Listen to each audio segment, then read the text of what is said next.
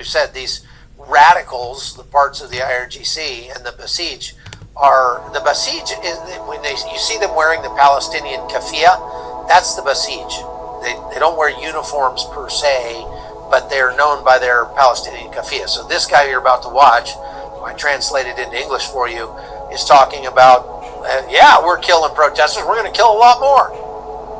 Those who are listening to International, those who, for any reason, don't listen to our media. Parents, if your son, your daughter doesn't listen, it's not our fault. Anyone today on Iranian soil who utters a sound that aligns with the enemy, their feet are in Tel Aviv and their head is Netanyahu. Their death warrant has been issued. No one has spoken to you this frankly. We don't want your child to be killed because your child is ignorant. So that's pretty blunt. We don't want your child to be killed because your child is ignorant. If you say one sound that sounds like it aligns with our enemies, then you're dead. And that punk, I mean, this guy, when I see that, it just fires me up, because I just hope and pray, just my innate sense of justice. I just hope and pray that the IRGC falls and that the people take control, because they know who all those people are. And that guy right there is going to get his arms ripped off and then get beaten to death with his arms. I mean, that he is not long for this world if the regime falls. And so the regime is scared, and they are increasingly heavy-handed on the Iranian people. We're hearing that out of people who are escaping into other countries. And so let's just hope that guy gets his comeuppance sometime very soon. Now, apparently things are not going really swimmingly in the IRGC. The intel chief in the IDF gave a rare interview. They had to hide his identity, obviously, but he was talking about what they're finding with the intelligence they're getting out of Iran right now. Take a listen. Very deep cracks there between the decision makers and the military arm and the various security agencies. They are no longer in the same place they thought they were before the opening strike, and they realize that no one is immune on Iranian soil. It is all a matter of decision. We are seeing a major exodus from the military and security agencies. I assume we will see our power growing and their ability to respond significantly decreasing as the campaign continues and as we inflict greater damage upon them. Are they still managing to get the launchers out, the ones you neutralized? They are succeeding, yes, and the more we reduce our operations, the more they will be able to reach that. It must be said that it has been dramatically damaged, mainly in their ability to reproduce.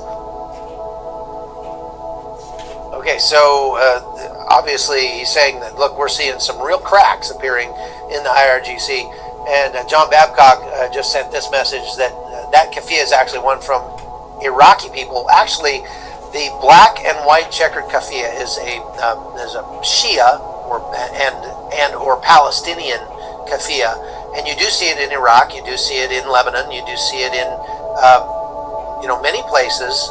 You see it a lot on college campuses in the United States, and so because there are the southern half of Iraq is Shia, yeah, you're going to see a lot of those there. The red and white checked keffiyeh is what they call a Hashemite keffiyeh that is from Jordan. The Hashemites are the ruling family in Jordan that traces its lineage back to the Prophet Muhammad and the king there.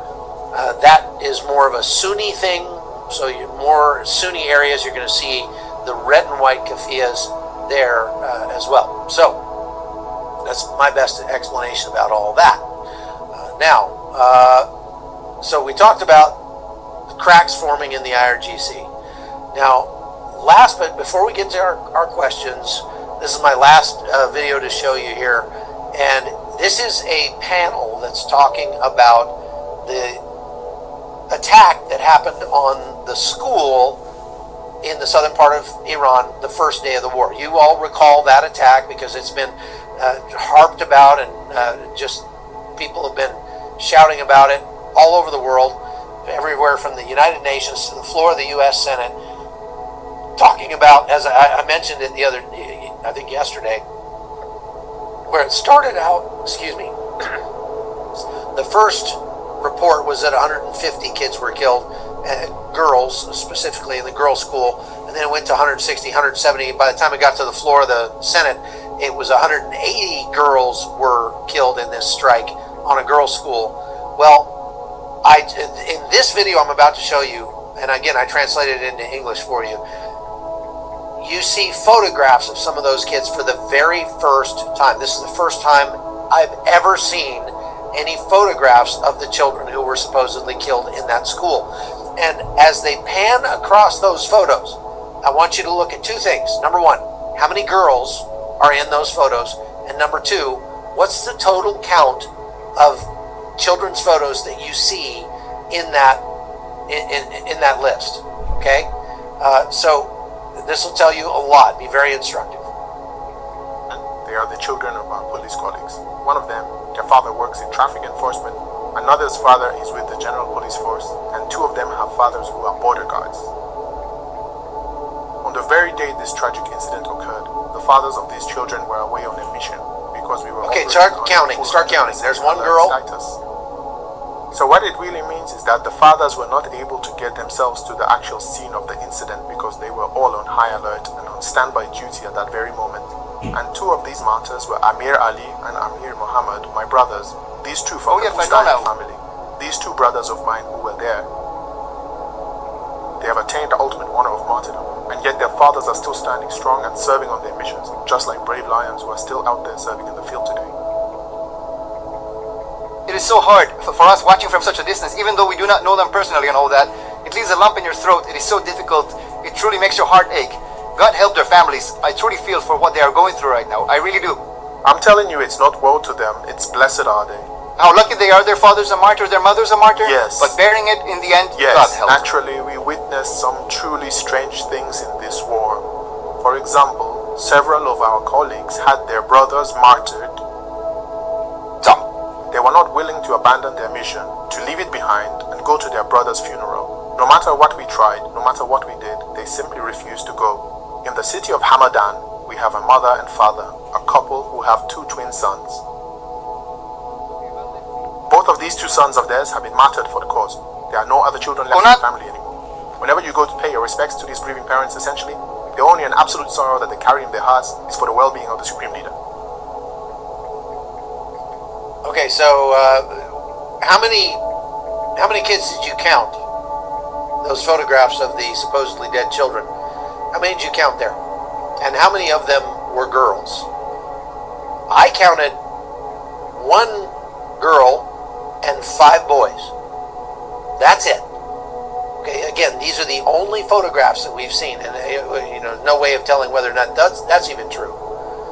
But 1 girl and 5 boys. This is, and again, we know for a fact that the building that was struck, it was previously a barracks for the IRGC. One wall of the school was a part of the wall that went around the IRGC base right next to it, and there are photographs out that show a radar installation on top of that building. So this is just more propaganda that's being twisted and used by the left and by the woke right to try to bash Israel and the United States. But it's likely all false. Okay, so let's get to our questions. That's all I got there. First question is, if Iranian rial is worthless, is Iran maybe getting financial support from Pakistan or China or Russia? Who would be monitoring that? Or IRGC bank accounts being monitored? Well, we are monitoring their financial transactions, and what we're seeing is that there's a large number of financial transactions taking place in crypto. And if you understand anything about crypto, crypto is not anonymous, it is pseudonymous. So what that means is everybody that has access to the blockchain, which is everybody, can see every single transaction that takes place on the blockchain, but they can only see the account numbers of each account, and so there's no way for them to look up the names that go along with that account. One thing we do know is that Russia and China have been sending large amounts of crypto to accounts that we believe belong to Iran. And so that's how they're getting around the real. They're not trading in real, they're trading in Bitcoin or USDT or something like that. Next. Why is there an aircraft carrier next to the Namibian coast? Don't know. Couldn't tell you. Next. Why have we been allowing Mafan Air to keep flying back and forth to China? Yeah, President Trump was asked about that in the press conference, and I really was not happy with his answer. He was like, well, you know, all countries support their allies even in a time of war, and so do we. So what can we say about that? We don't have anything to say about it. If China decides to support their friends in Iran during the time of war, it's like, we know it's happening, but it's not such a big deal. No, it is a big deal. It's a huge deal. We should be absolutely going after China, and this contradicts what President Trump has said before about this, because the first time he was asked about it, number one, he appeared not to have known that. He was like, what, they're doing what? You know.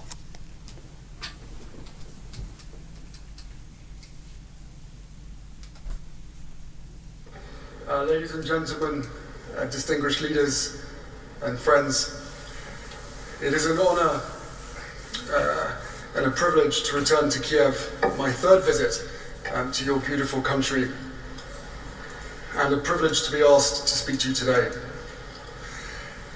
Each time I return, I feel something that is difficult to describe, but it is impossible to ignore. It is a sense of clarity. Clarity about what matters, clarity about what is at stake, and clarity about who is carrying that burden. So let me begin differently today. Not by speaking about Ukraine, but by speaking to you.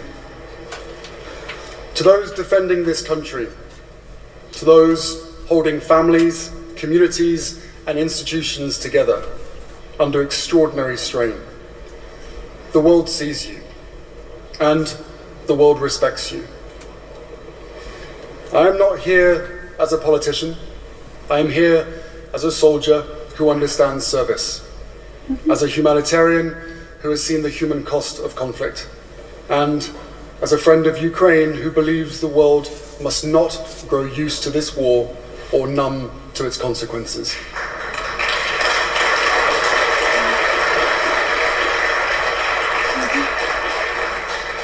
Because what is happening here is not simply a war about territory. It is a war about values, about sovereignty, about whether the principles that underpin our shared democracy shall hold meaning.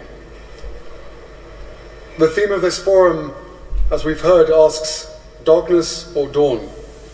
Is light ahead? And standing here in a country that has endured so much, it would be easy to feel the weight of darkness. But Ukraine has already begun to answer that question, not in speeches, but in action. For more than a decade, since 2014, Ukraine has stood on the front line of a struggle that extends far beyond its borders. And since the full-scale invasion, the Ukrainian people have done something extraordinary.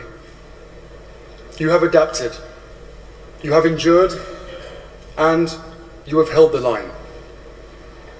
Few believed that would be possible, and yet here you are, still standing, still fighting, and still leading. Because this is what leadership looks like in the modern world. Not just strength in arms, but strength in unity. Not just resilience, but innovation under fire. And not just survival, but purpose. Ukraine is now at the forefront of modern warfare, developing some of the most advanced drone capabilities anywhere in the world, adapting faster than larger forces, and proving that agility and determination can counter brute force. That is not just resilience. That is leadership in real time. And I've seen what strength looks like in conflict. I saw it during my time serving alongside allies in Afghanistan. Different nations, different backgrounds, but united by a shared mission and a shared responsibility. And what I see here in Ukraine is that same principle. Strength, not just in bravery and capability, but in unity, in trust, and in the willingness of nations to stand together and carry the burden together. That is what strength looks like today. Not isolation, not division, but unity. Mutual respect and the resolve to act. The strength is not measured by how loudly we speak, but by how consistently we stand for the values we hold dear. But we must also be honest about the cost. The human toll of this war is truly staggering.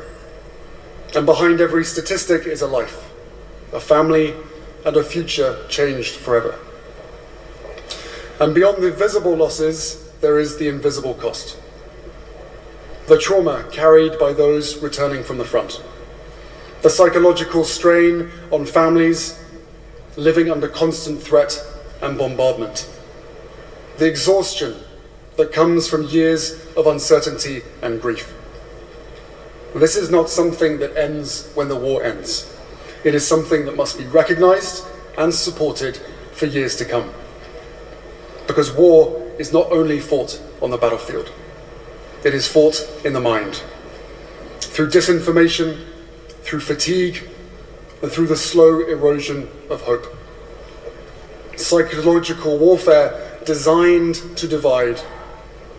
And there are those on the front lines who know exactly what is at stake, and those at home who are exhausted, and understandably so. And that tension is very real. And yet, Ukraine continues to hold together, and hold together you must. I have seen this nation's resilience firsthand through members of the Invictus community, Ukrainian servicemen and women who have faced unimaginable challenges and continue to lead with strength, dignity, and purpose. For those Ukrainians that by day are keeping the economy and the country going, and by night are under bombardment, your service, your courage, and the dedication to your country is recognized and appreciated more than you will ever know. Now, across the world, many are angry, rightly so. Many are scared, understandably so. And many of us disagree on politics.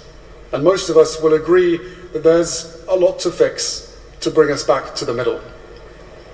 So, when some are striving to dismantle democracy, the many should continue to speak up, to be heard, to be counted, and to be the loudest voice, choosing life and freedom. For we know there can be devastating consequences of silence, delay, and lack of accountability. This year marks 10 years of Ukraine's participation in the Invictus Games, a decade that has shown the world what recovery can look like. And not just physical recovery, but the rebuilding of identity, of confidence, and of hope. And during my visit to Lviv, I saw the work of the Superhuman Center, restoring not only bodies, but lives. And it is proof that even in the darkest moments, humanity has an extraordinary capacity to rebuild. And that same spirit extends beyond the front lines. Across Ukraine, organizations are working tirelessly to meet the needs of civilians affected by this war. And among them, World Central Kitchen has been providing millions of meals to those displaced, to families living under constant threat, and to communities cut off from normal supply chains. Their work is simple in concept, full of risk, and profound in impact. Because in the middle of conflict, a hot meal is not just sustenance. It is survival. It is dignity. It is a reminder that people have not been forgotten. That is what light looks like, even in the darkest places. But even as communities rebuild and support one another, the dangers of war persist. Across fields, towns and villages, landmines and unexploded ordnance remain, a silent, enduring threat to civilians long after the fighting moves on. Now, organizations like the Halo Trust are doing extraordinary work to clear these remnants of war, turning danger back into possibility. But the scale of this challenge is immense, which means our responsibility does not end when the war ends. It continues in the work of recovery, of rebuilding, and of ensuring that future generations can live without fear beneath their feet. Now, if I may step back for just a moment. There was a time, not so long ago, when many believed that we had reached a kind of historical endpoint, that liberal democracy had prevailed, and that major ideological conflict was behind us. But history has a way of reminding us otherwise. What we are witnessing today is not the end of struggle, but its evolution. And the lesson is clear. Democracy is not inevitable. It is not self-sustaining, and it is not immune to challenge. It must be defended, actively, consistently, and collectively. And that is why Ukraine matters so deeply. Because Ukraine has chosen a path grounded in freedom, in dignity, and democratic values, even in the midst of war. We must be absolutely clear about the nature of this war. This is not an accident, nor a misunderstanding, and nor the inevitable fog of conflict.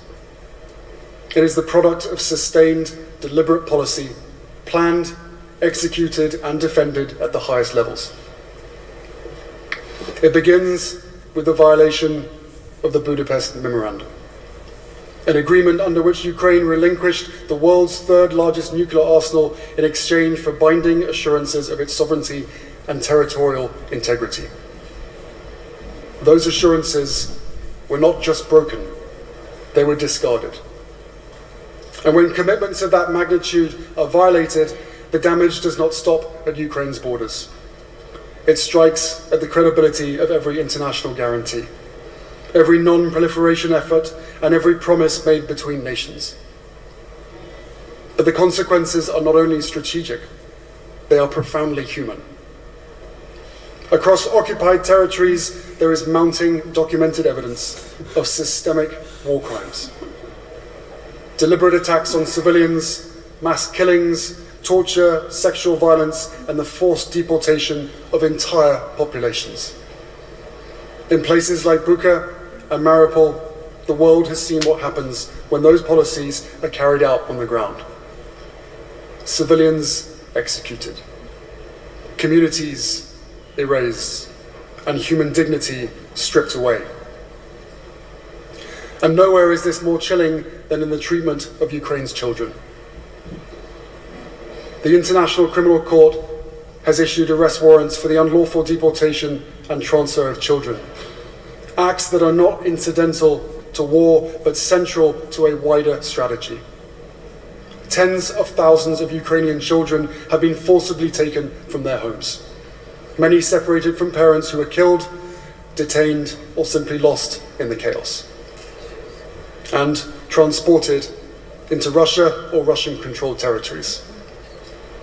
There they are subjected to a system designed to erase who they are, given new identities, new citizenship, placed into Russian families, and cut off from language, culture, and country. Obstacles are deliberately created to prevent their return. Under international law, this forcible transfer of children from one national group to another is not just a war crime. It can constitute an act of genocide when carried out with intent to destroy a people's identity. Ladies and gentlemen, this is not collateral damage. This is not the chaos of war spilling over. This is organized, systemic, intentional, and designed to endure long after the fighting stops. President Putin, no nation benefits from the continued loss of life we are witnessing. There is still a moment now to stop this war, to prevent further suffering for Ukrainians and Russians alike, and to choose a different course. Years into this war, with immense losses and limited gains, it is increasingly clear that this path offers no victory, only more loss. The cost continues to rise, with no outcome that justifies the human toll. But while we recognize these realities, we must also recognize something equally important. Ukraine is not standing alone. Across Europe and beyond, there has been extraordinary support. Countries have stepped forward, often at real cost, and that matters. Because solidarity is not just a principle, it is a capability. Europe has stood up in profound ways. And that support has mattered, and Ukraine knows it. The task now is to match endurance with speed, solidarity with scale, and commitment with consistency. What has already been done has proven what is possible, and the scale of this moment demands more.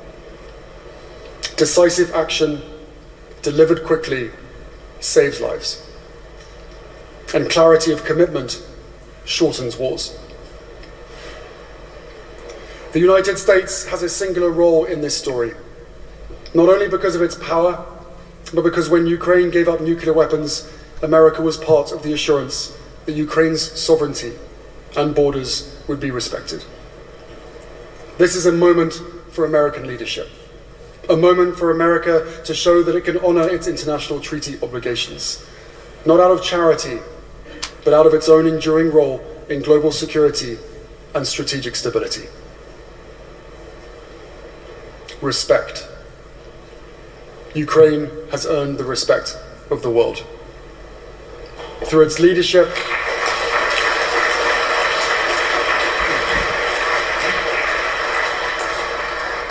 Ukraine has very much earned the respect of the world. Through its leadership, through its resilience, and through its conduct. And of course, through its innovation. And respect really matters. Not to pause what Harry's saying, us is almost done at 1 minute and 3 seconds left. Someone was really jumping in, yip. And I think that's a great point to make. Because a lot of people in class said they never had anything against the UK, but they noticed that when they mentioned like some of the dirty activity going on with the labs, getting into different stuff with, I'm not really sure. I know there was a lot of different things mentioned, but those things pertaining to like chemicals, biolabs, different things like that. Yeah, so and some people, just like here in the United States, when they tried to point out a couple of the abortion clinics, a couple of the farms, ironically associated to those things, because how do they make a lot of the vaccines and Botox, stem cells, right? So a lot of them said they never had anything against UK or abortion clinics or farms. They like all of those things. And when they point out a few dirty ones, right, the mobs step in and start doing the racist card, right? They're racist, they're against this, a whole nation, right? You see how they've been doing that over the years. They did it with China, Ukraine, Wuhan, Iran. Right, so when you try to just point out a few of the labs or farms, abortion clinics, they pro-life. Notice how it was like a national thing, and all those same groups have fight for UK, support UK, down with Israel. And you think of those syndicated markets in the Catholic Church and how that's connected to those activist groups and the ones who want to protect their drugs and dogs over our children. We were fed up with that. Actually, by the early 2000s, that was a huge focus with the programs I was on and the concerns with the child and animal pornography and these groups and how they get away with it. And it's amazing how you can almost become, a victim.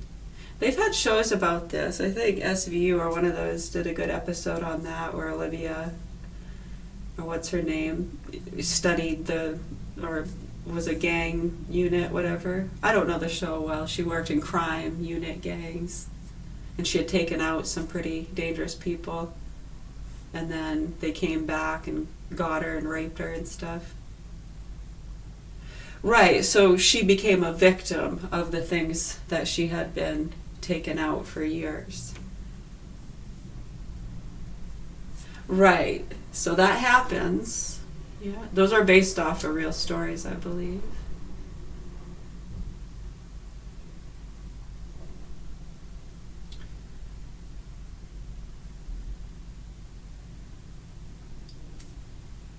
Yeah, exactly.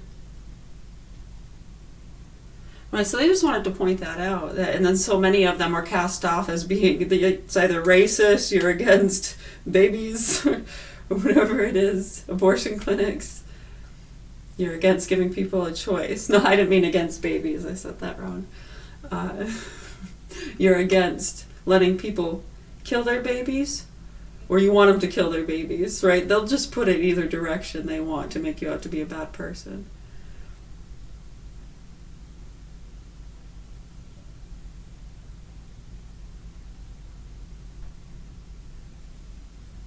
No, when you think about it, are you for abortion clinics?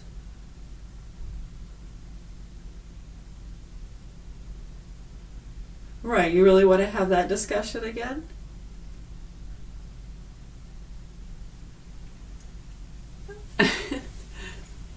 Right, so many say, why do we have to have separate clinics? Why can't there be an office in the hospital? There should not be allowed to be separate practices for the killing of babies. Over the years, I kind of do agree with you guys on that one. Yeah, I mean, why have a separate clinic for that kind of thing? If somebody cannot carry a baby for whatever reasons, physically, mentally, whatever it is, there's a timeline where they have a choice.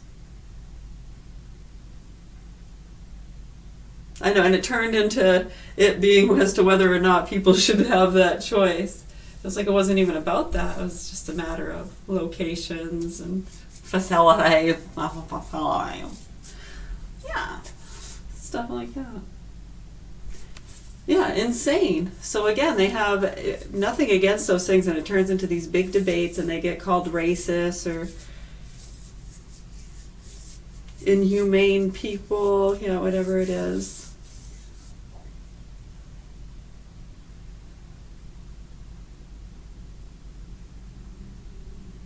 Yeah, I can hear you. I'm listening. I'm talking too, so when I'm trying to listen and talk at the same time, that is hard. That is hard to do.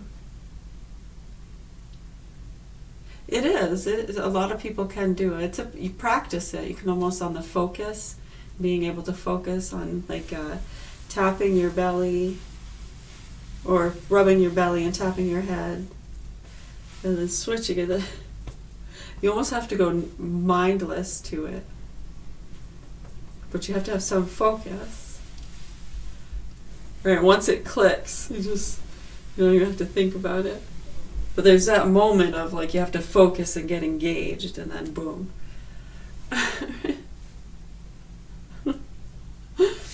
Now we're getting somewhere.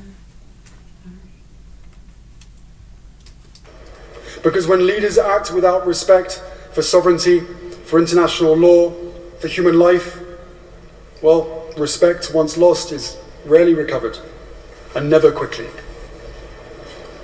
And Ukraine has taken the opposite path, and that distinction could not be clearer. As President Zelensky has made clear, we are defending our right to live. So, the question is no longer whether Ukraine will stand. You have already answered that. The question is, will the rest of the world match your resolve? Because one day soon, this war will end. And history will not ask what we said, it will ask what we did. who acted, who stepped forward, and who chose courage over caution. Ukraine has already given its answer. Now is the time for the rest of us to give ours. Thank you. Slava Ukraini.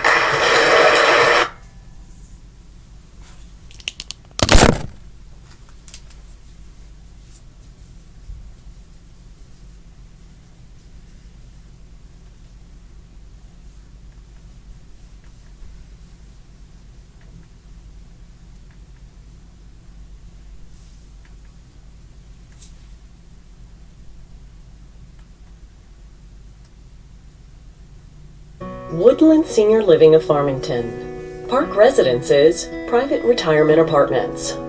The community you want. The safety you want. The comfort you want. The friendships you want. The care you want. Park Residences, private retirement apartments. The lifestyle you want. Visit woodlandsmaine.com. You keep it moving, but your dog? Take a Zesty Paws with Zesty Paws. Our daily hip and joint supplements support your pup's mobility as they age, so they can... Yesterday, Donald Trump signed a groundbreaking executive order to accelerate the approval of psychedelic medicines for the mental health care epidemic going on in America. And during the press conference, him and his advisors addressed the growing failure of antidepressants to address this crisis. Let's check it out. Mr. President, antidepressants right now are the most prescribed class of medications in the country. Over 20% of women are on an antidepressant. And is that good in terms of do they work? There's highly problematic research. What percentage of people respond positively to antidepressants? 20 to 30%. That's not great. I was surprised to hear about the antidepressants. I assumed they'd be better. That's not very good. So, Bobby, you're going to push it very hard? Yes. We'll get it done. And so today, as a board-certified psychiatrist, we will be discussing why an executive order like this is needed to break a... Oh, yeah, well, when you think about it, too, some people in depression, not everybody wants to use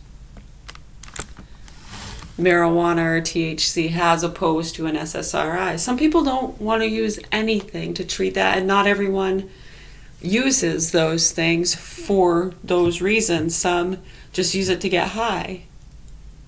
Use it to relax. Right, when you think of SSRI, marijuana are very different. Right, so if someone's using an SSRI for a mental illness or PTSD or anxiety, some might be using it just to abuse it. Or for other reasons that are a little more sinister, and we've seen that. And it's horrible, really sad. And it's hard not to get choked up with thinking of some of those cases. Yeah. Right, so someone might use marijuana for PTSD, for anxiety. Helps my nerves, helps my nerve pain. Some use it to help with their appetites. That's long been used by cancer patients and many others to help stimulate your appetite. Right, so it might relax and ease some things, but it can stimulate other things. So yeah, we were talking about that. I love those classes. It's so neat. I know, it's fascinating, like mind juggling. It kind of makes me feel high.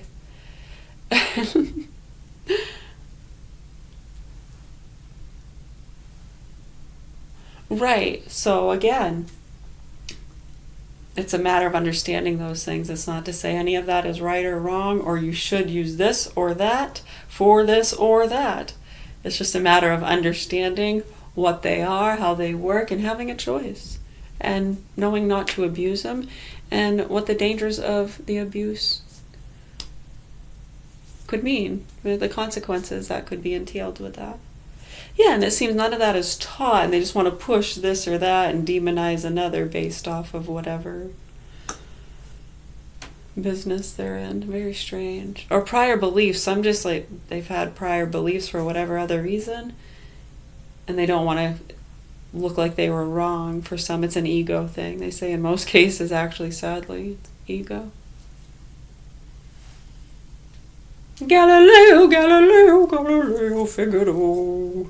Oh, no, I'm just a pawn.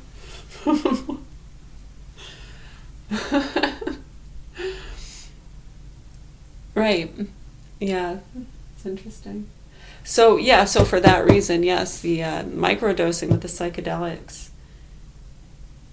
is beneficial for those things as well as marijuana. So people should be able to have a choice if they want to microdose on psychedelics or use marijuana. Maybe you should use another word.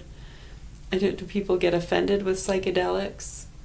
Maybe understanding those things. It's not something to be scared of, like a psychedelic, and understanding those kind of medicines. It's no different than understanding what drugs or foods, whether they be made in a lab with whatever chemicals, natural sources, alterations, genetic makeups, whatever, to be able to understand those things, like what produces melatonin. And can I take a substance, or are there foods that can help with my melatonin production? Why, yes, Jenny, there is. You can Google that right on your little phone that you never put down. Hold on. But if you were intelligent enough to ask that question, I'm sure you already knew that. I must be talking to myself. Yeah, so it's pain endorphins. There's a name for those, yeah? With pain endorphins. Dopamine. We have serotonin. So all of these things are what is used to help treat those things, right? So understanding those, again, we're always back to square one, and how this education has failed to make it into mainstream and public education systems is amazing. And then when you see the mainstream people doing all the reporting and believing their stupid bullshit are the ones profiting from all the public school people using and abusing those things. All right, and then they profit because the crime rates go up. So they get to get more money and funding for that. You better do something about these unruly teenagers. And it's actually really bad. I mean, not to disregard, it is sad that you do see some pretty horrific crimes that have been committed by teenagers. And I will say, I have yet to, you might be able to find some for me. But yeah, in the last couple decades, and even before that, I'm referring to the ones we're looking at here. Every single one of these horrific cases that we have here, which is quite a few here for this particular, what do they call that, sphere, and these classes. I have 122 cases. There's way more, but for this specific realm, every single one, it's because of the level of heinousy, really bad. 122 that were under the age of 18 that committed very, very horrific murders that is hard to stomach or even believe that anybody could commit such an act upon another human being. Yeah, especially, vulnerable, or when it's over something so stupid that, and back to square one, and those things that are so easily, I don't even want to say educated about, but just kind of understandings of human existence. So many seem to be lost and have no appreciation for life, a total disregard for life, actually, but also have a severe sense of entitlement, all up and down. Yeah, and it's just total disrespect for our justice system, pretty much everything that so many fought for so many years and worked so hard to accomplish so people could have easier living and not have to suffer and work so hard. And it's just, I'm not sure how we're not speaking out more and educating about those things to help lessen. Because when you see those things, it's just you, and you almost you look at the history and you're like, wow, where'd something go wrong? And you can't really put that blame on anyone or anything. It's just like a systematic thing. Like, yeah, imagine if that education and those programs have been implemented.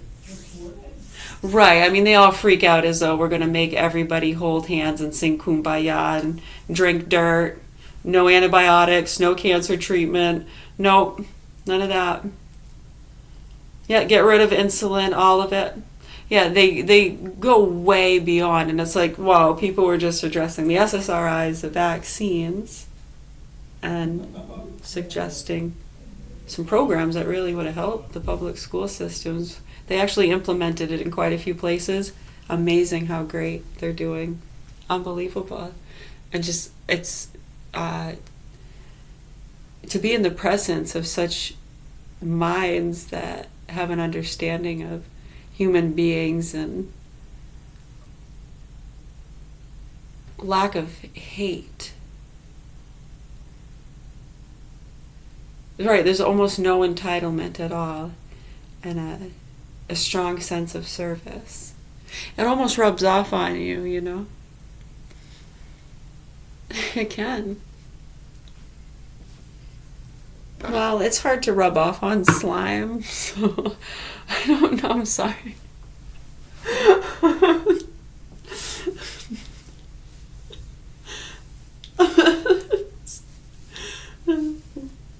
Yeah, right. But yeah, no, so for that reason, I think people, should definitely have a choice. Because it is way safer. That either one, the microdosing on psychedelics or the marijuana, way safer. Either one of those, way safer. And when you look at not just the murders. Oh, I didn't finish that. Oh yeah, before all 122 of them. Sorry, they were all on a SSRI program. And then we look at too the state workers and the networks connections, and there's just so many different ones that that's not a coincidence. And then when you see that happening all up and down the scale, from the street up to the highest you can get.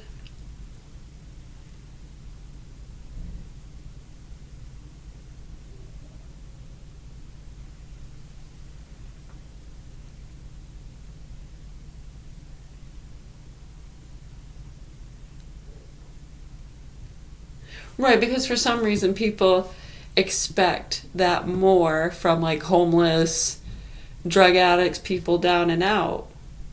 Right? Well, you'd almost expect it. Yeah, I'd lose it too.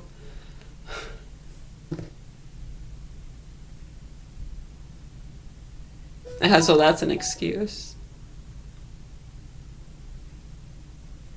Yeah, because many aren't in that state at all.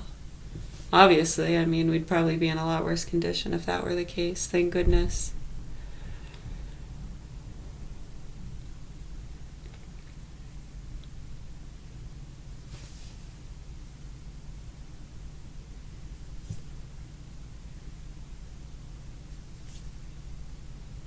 Yeah, it is. It's much safer when you look at the levels of those murders we were just talking about.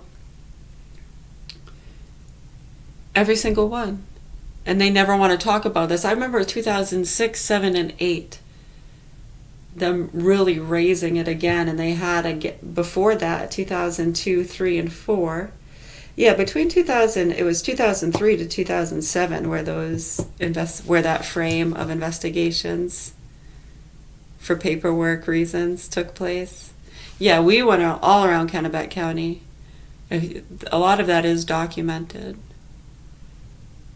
The concern was people working within our systems and behavioral therapies and things like that who were prescribing medications to people, like abusing it, over-prescribing, Yeah, exactly.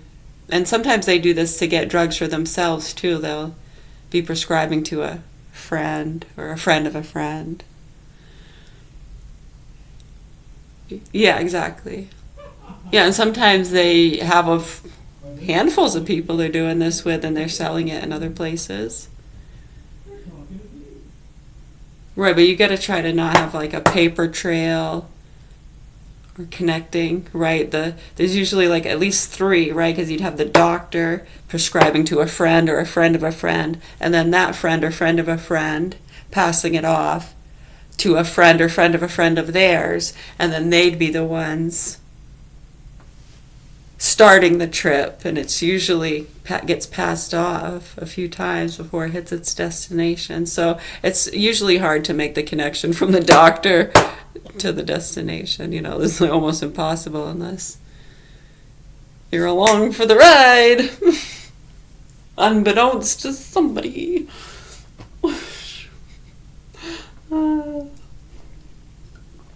Dear Lord. Anyone listening?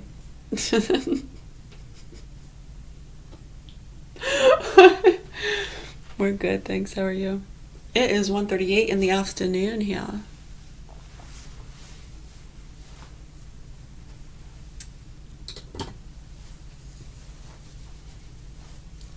But yeah, by far way safer choices. And when you look at the deaths, overdoses, and crimes associated to those drugs in comparison, right, exactly. Now, when you're getting into psychedelics, it's a little different because, right, and the lack of education and the abuse and overuse. It's almost like understanding alcohol. You don't want to drink too much. You know to take it easy, right? Okay, so psychedelics, it's a lot easier to abuse. It can be this little tiny piece, like the size, smaller than your fingernail, It's smaller than a pea. And that can kill somebody. Very, very little tiny microscopic amount.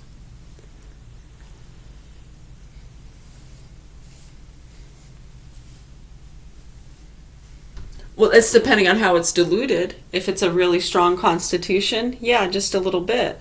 The same size, depending on the constitution, one could kill you and one could be a microdose, and it's the same size. So, I'm sorry. Who's the stupid one?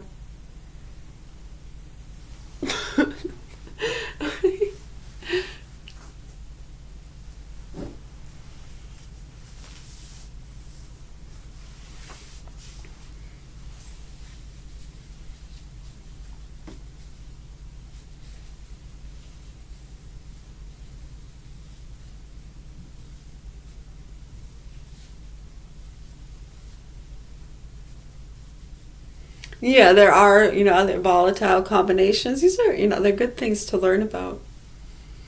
And it just amazes us, the lack of education there with a lot of it.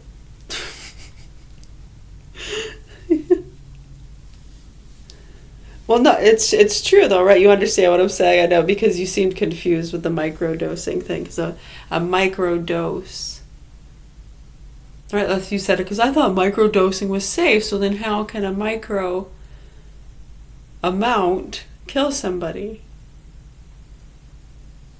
Dose or amount. So so the same size, right? So the constitutional makeup, the same size, just like, it's like a pill. Sometimes this is a 5 milligram, this is a 10 milligram. They're the same size. Sometimes that happens. It depends.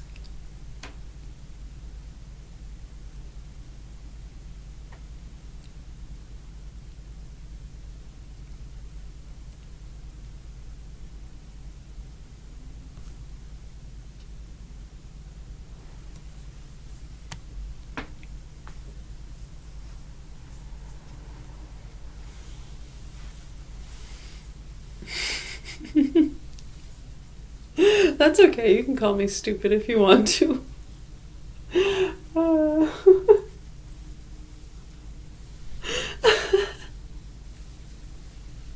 Yeah. Oh, holy smokes. Oh, that's still running. It's almost 54, 55. All right, so yeah, hold on. And I'm going to post a few of those things too. Hopefully, yeah, our goal here, again, just bringing awareness, clarity, and understanding to reality, to a lot of things. And I mean, and then how people are delusional to it. And the truth and what's been going on for years. I mean, that's been a huge catalyst as to what's been going on here for a long time. All right, thank you. Yes, you're welcome.